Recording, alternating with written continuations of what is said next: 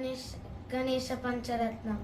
उदाकरात्तमोदकं सदा विमुक्तिसाधकं कलाधरावतंसकं विलासिलोकरक्षकम् अनायकैकनायकं विनाशिदेवदैत्यकं नताशुभाशुनाशकं नमामि तं विनायकम्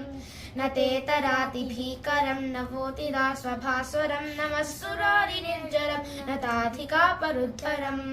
सुरेश्वरं निधेश्वरं गजेश्वरं गणेश्वरं महेश्वरं तमाश्रये परात्परं निरन्तरं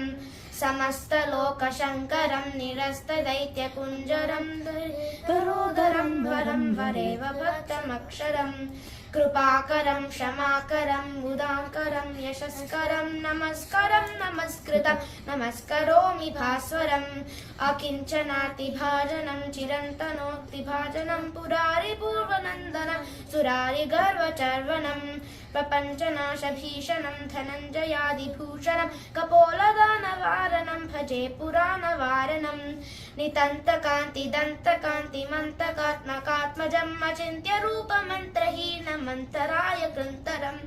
हृदन्तरे निरन्तरं वसन्तमेव योगिनां तमेकदन्तमेव तं विचिन्तयामि सन्ततं महागणेश पञ्चरत्नमादरेण योऽन्वहं प्रजल्पति प्रभातगे हृदीश्वरं गणेश्वरम्